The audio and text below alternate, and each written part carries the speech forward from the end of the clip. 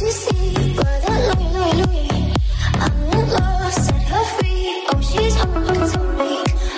les potes, yo tout le monde, c'est Isma, j'espère que vous allez bien. On se retrouve aujourd'hui pour une nouvelle vidéo. Dans cette vidéo les gars, on va commencer avec le match contre Monaco, on va en parler. On va pas parler du match contre Clermont parce que j'ai pas trop envie d'en parler les gars, c'était assez terrible pour qu'on en discute. Donc on va parler du match le plus récent contre Monaco.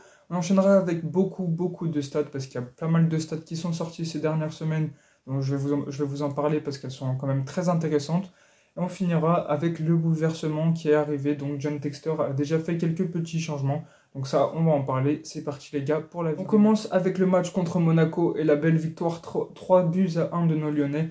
Malgré avoir été mené 1-0 au bout de 13 secondes. Parce que oui, on a pris un pénalty à la 13e seconde à cause d'une mauvaise sortie de Anthony Lopez et un Diomandé qui était encore une fois à la ramasse.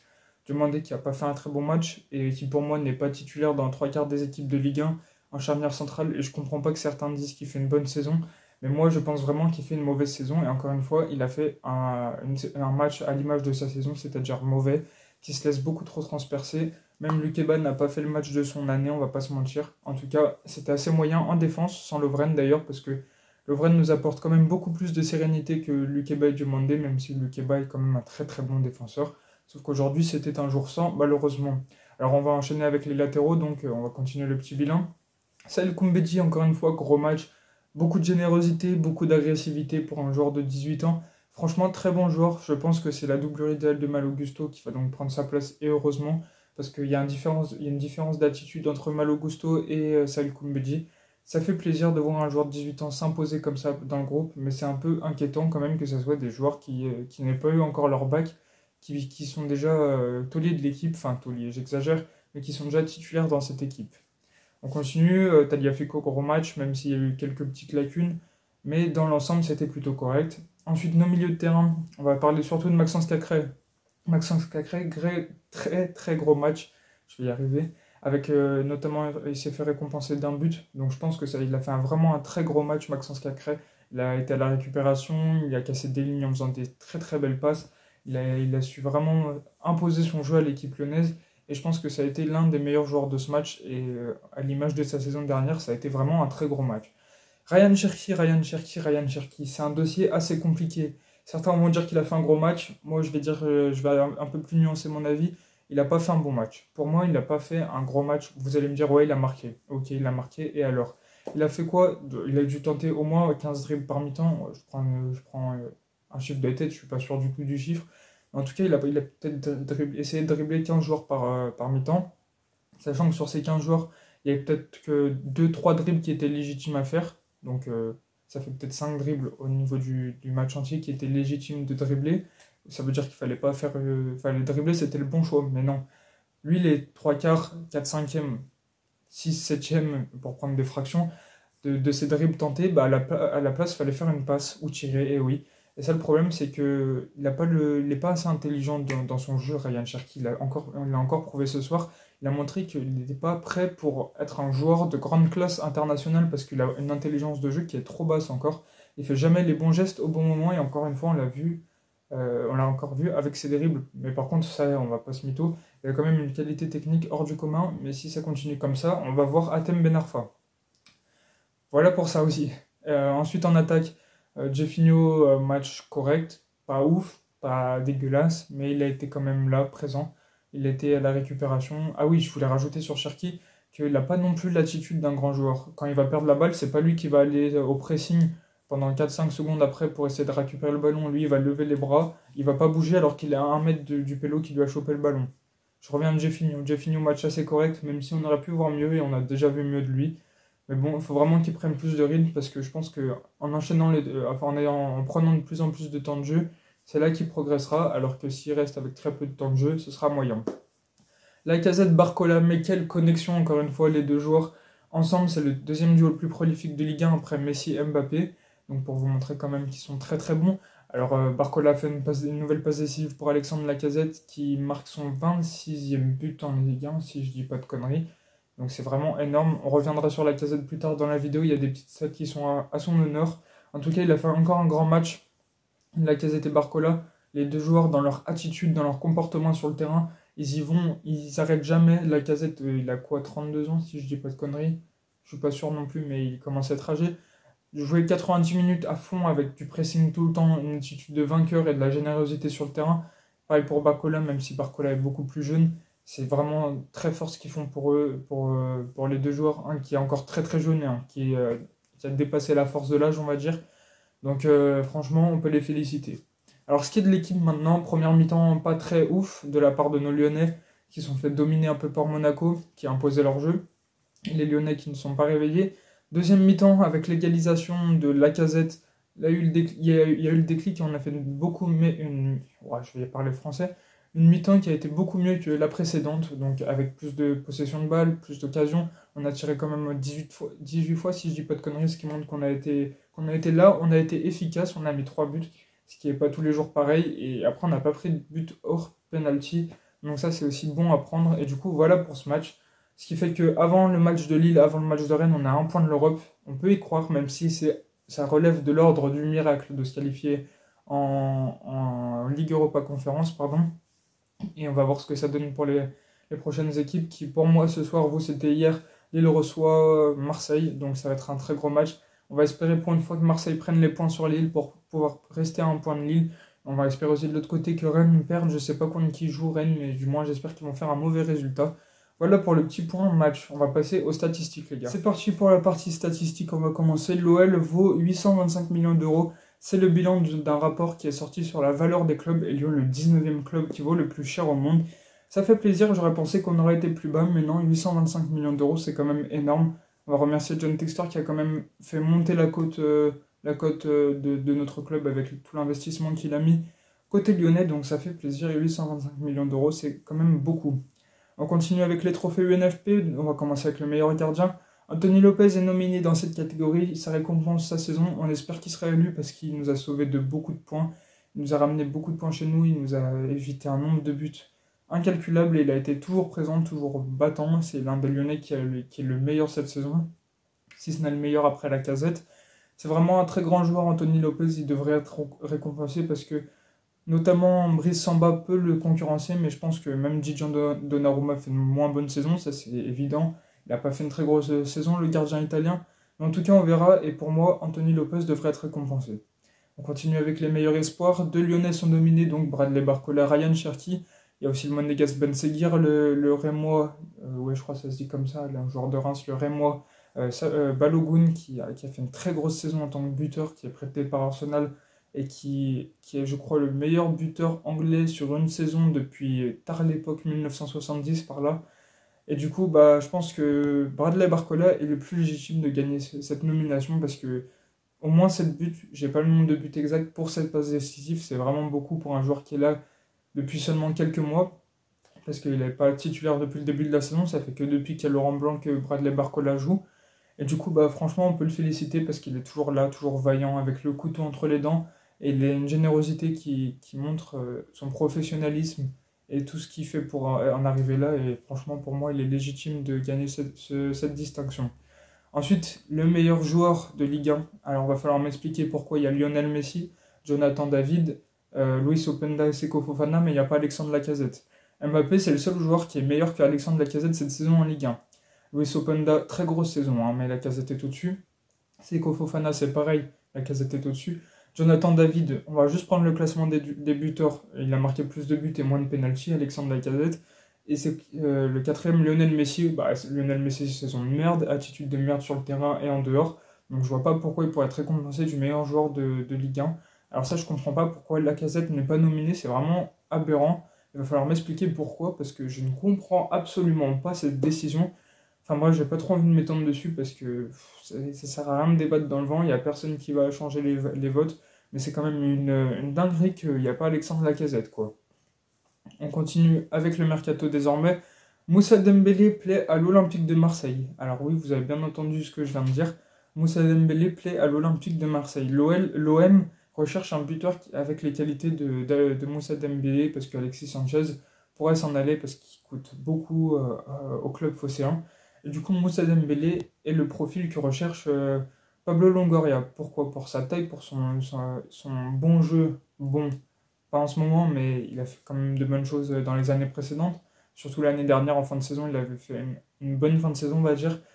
Mais en tout cas, il cherche un attaquant qui aime jouer en pivot, qui peut marquer des buts, qui a un jeu de tête. Et c'est ce qui représente un peu Moussa Dembélé. Et du coup, le club phocéen le veut. Moi, je suis pas d'avis qu'il aille au club phocéen parce que sinon, il va se faire détruire par les supporters de Marseille et les supporters de Lyon. Il va se faire encore plus fumer qu'actuellement, alors que déjà, il se fait quand même pas mal tacler par les supporters lyonnais. Donc on verra pour lui, mais en tout cas, j'espère pour lui qu'il va pas aller à l'Olympique de Marseille. On continue avec nos statistiques. Alors, Alexandre Lacazette représente plus de 50% des buts marqués de l'Olympique Lyonnais cette saison. Il a 26 buts, 4 passes décisives, donc il est impliqué dans au moins 50% des buts de cette saison. C'est mieux que n'importe qui dans les 5 grands championnats, c'est énorme ce qu'il fait Alexandre Lacazette, mieux qu'Haaland, mieux qu'Mbappé, mieux que Lewandowski, mieux que... Trouvez-moi un buteur qui a fait mieux que lui. C'est simple, il n'y en a pas. Donc pour montrer à quel point la saison de fou qu'il fait, ce qui est toujours une dinguerie étant donné qu'il n'est pas dans les trophées UNFP, j'espère qu'il sera dans les 30 du Ballon d'Or, ce serait vraiment bien pour lui, mais ça m'étonnerait quand même, ce serait compliqué. En tout cas, on verra, et franchement, il mérite vraiment il aurait dû être élu meilleur joueur de la saison, ou du moins deuxième après Mbappé, parce que franchement, il fait vraiment une saison de fou. On va continuer avec les stats, les gars, parce qu'il en reste quand même pas mal, et c'est parti pour la deuxième partie des statistiques. C'est parti, cette fois-ci, ce sera plus des infos que des stats, même s'il y a quand même des stats, et on va commencer par une stat. Ça fait depuis la saison 1964-1965 que deux joueurs n'avaient pas marqué au moins 24 buts sur la saison. Donc là, en l'occurrence, nos deux joueurs Mbappé et Lacazette qui sont à 26 buts, ce qui montre que la saison est particulièrement prolifique. Et on va les féliciter parce que ça a été très rare, donc les dernières années, on n'a pas vu ça. Donc félicitations aux deux joueurs qui font deux saisons vraiment incroyables.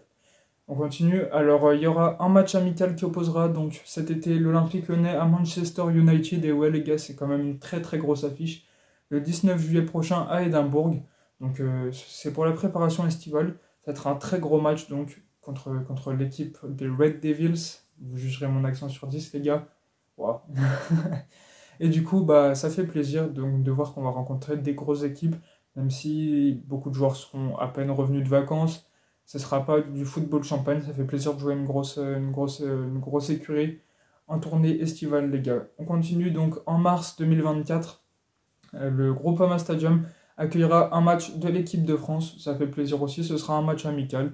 Mais bon, un match à Lyon, il n'y en a pas tous les ans du côté du Groupama Stadium. Donc ça fait plaisir de voir ça. Je tenais à dire l'info s'il y en a qui sont intéressés. Je ne sais pas quand on ouvre la billetterie, on ne sait même pas encore qui est l'adversaire contre qui on va jouer au Groupama Stadium.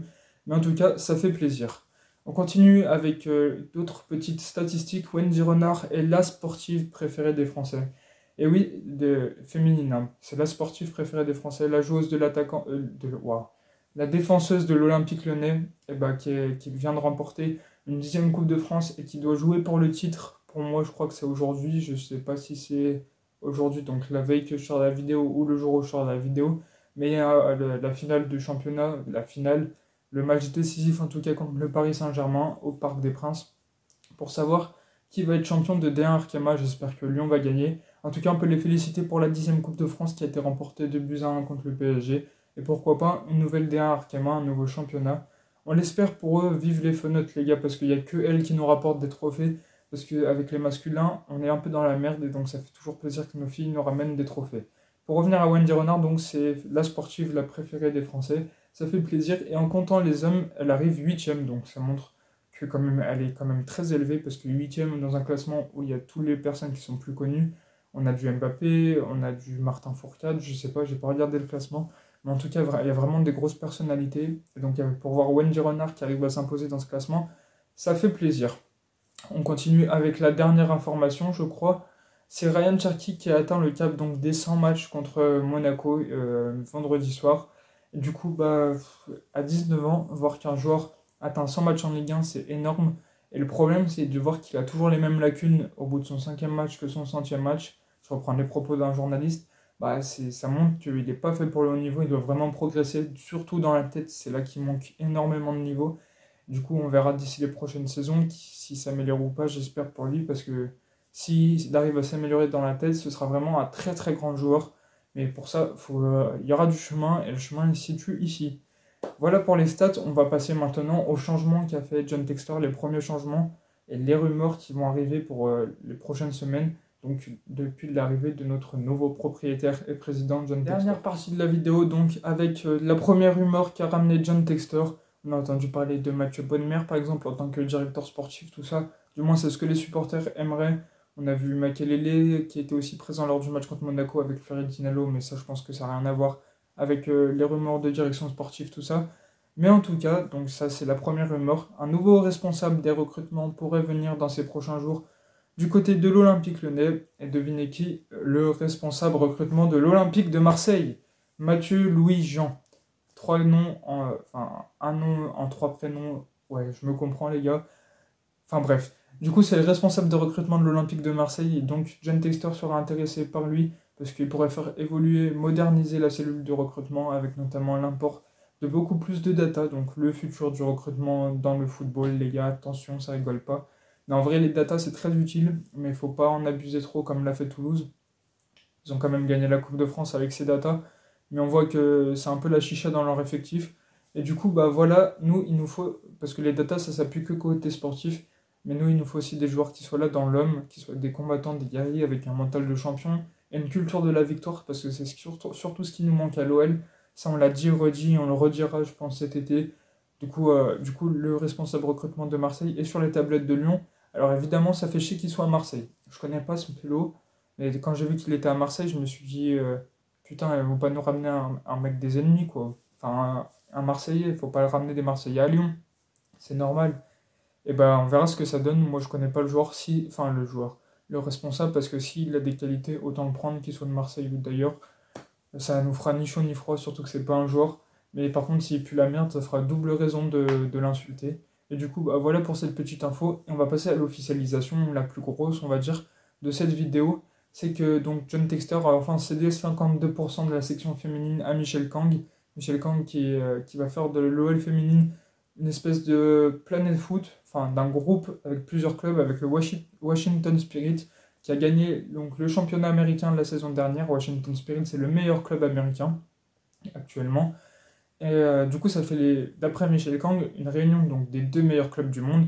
Et ça fait plaisir parce que je pense que ça a aidé beaucoup le football féminin, le football français et surtout le football lyonnais féminin à se développer encore plus parce que c'est un virage où il devient un peu comme le football masculin. C'est la première galaxie foot, on va dire, avec deux clubs très majeurs quand même. Et du coup, ça montre que le football féminin devient comme le masculin, comme je l'ai dit juste avant. Du coup, que les choses se développent intérieurement, mais aussi extérieurement. Je ne sais pas si vous voyez ce que je veux dire. Et du coup, ça montre que donc on va continuer à se développer. Ça va faire développer tout ce qu'il y a derrière, c'est-à-dire toute la derrière Kema, et donc le championnat de France, pour revenir un peu à hauteur des Espagnols ou des Anglais, par exemple. Du coup, voilà pour cette petite info. On est en alliance, du coup, maintenant avec le Washington Spirit. Alors, je sais pas ce qui se passe avec OL Rennes. Ça, je suis pas au courant, donc je vous en parlerai dans les prochaines vidéos. Mais je sais pas s'ils sont encore attachés à nous. Du coup, voilà pour cette vidéo. Ça montre aussi que John Textor en a un peu rien à foutre du football féminin. C'est pas ça, les gars, bien sûr, j'exagère. Mais il confie ça à quelqu'un qui s'y connaît plus, Michel Kang, la femme d'affaires chinoise, qui connaît bien le foot, qui était présent et qui a célébré avec les joueurs lors de la finale de la Coupe de France la semaine dernière. Et du coup, voilà pour cette petite info et voilà pour la vidéo. J'espère que vous l'aurez kiffé. Si c'est le cas, on se retrouve la semaine prochaine. N'hésitez pas à liker, à commenter et à vous abonner, les gars. Ciao, ciao.